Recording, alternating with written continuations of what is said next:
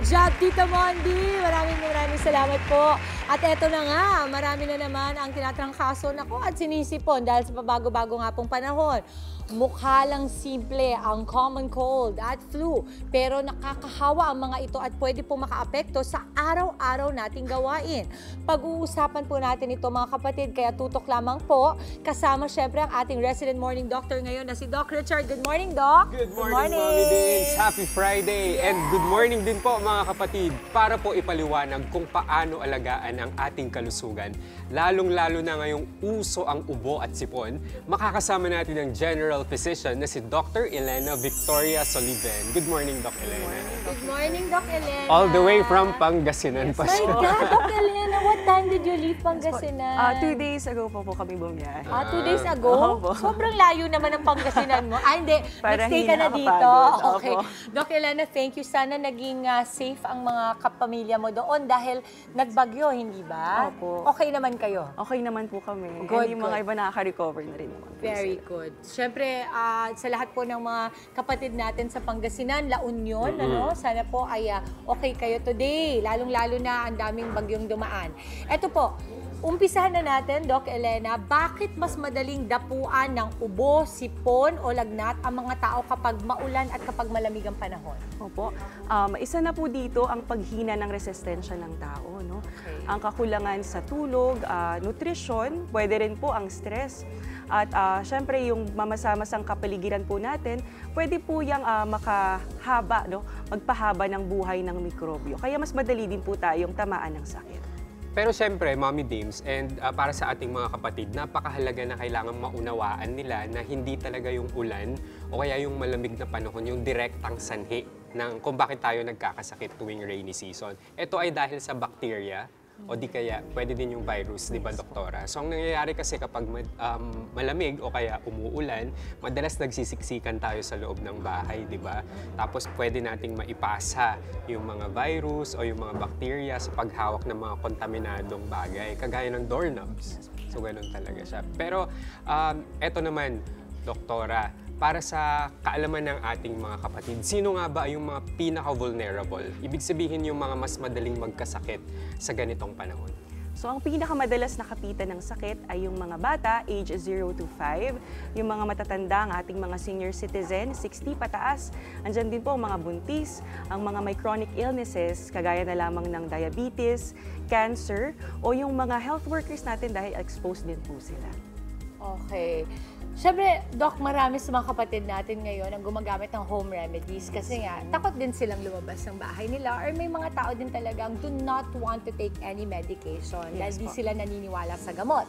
No? Gaya ng, siyempre, nandyan yung asalabat, kalamansi, bawang bilang gamot ng common cold at flu. Ito ba ay effective? Meron bang study na nagsasabi na epektibo ang mga ito?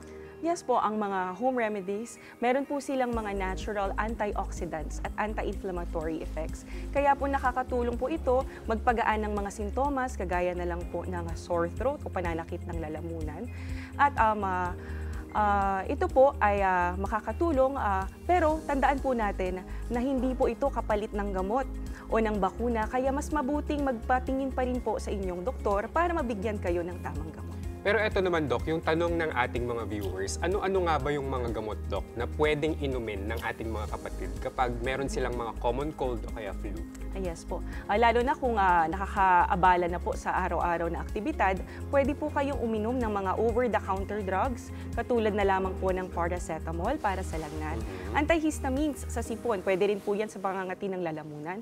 At pangatlo po yung mucolytics o yung pampalabnaw ng plema para sa ubo. Pero Doc, tama ba na hindi lahat ng gamot ay angkop sa bawat pasyente? Kaya mas mainam pa rin, Doc, na kailangan kumonsulta muna sila sa doktor, no? Bago Yes sila po. uminom ng mga gamot. Tama po. Doc, ano yung mga senyales na dapat na kailangan na magpakonsulta ng isang tao at hindi na sapat yung mga home remedies o self-medication? Opo.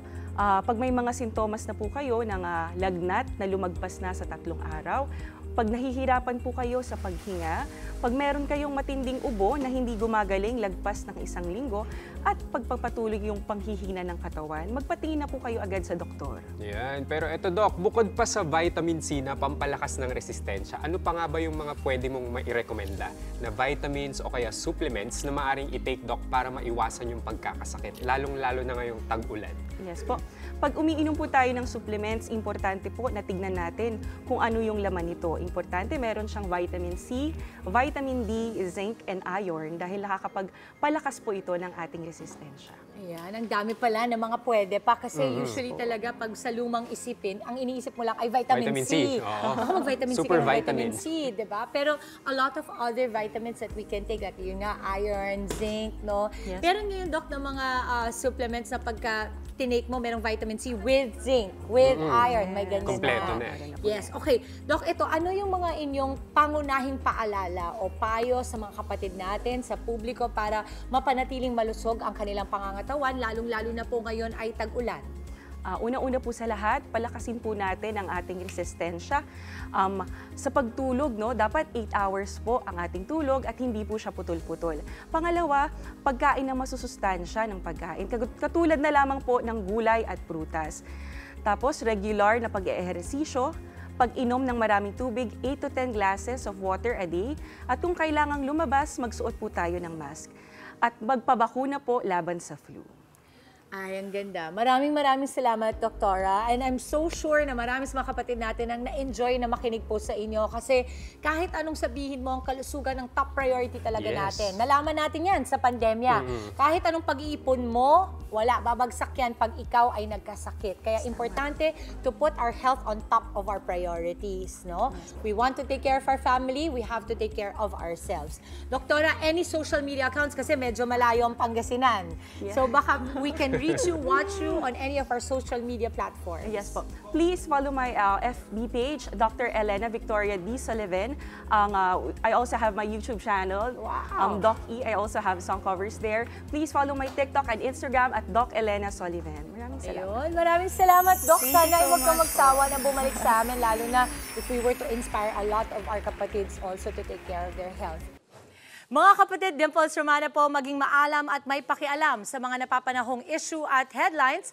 Mag-follow na po at subscribe na sa social media pages ng News 5.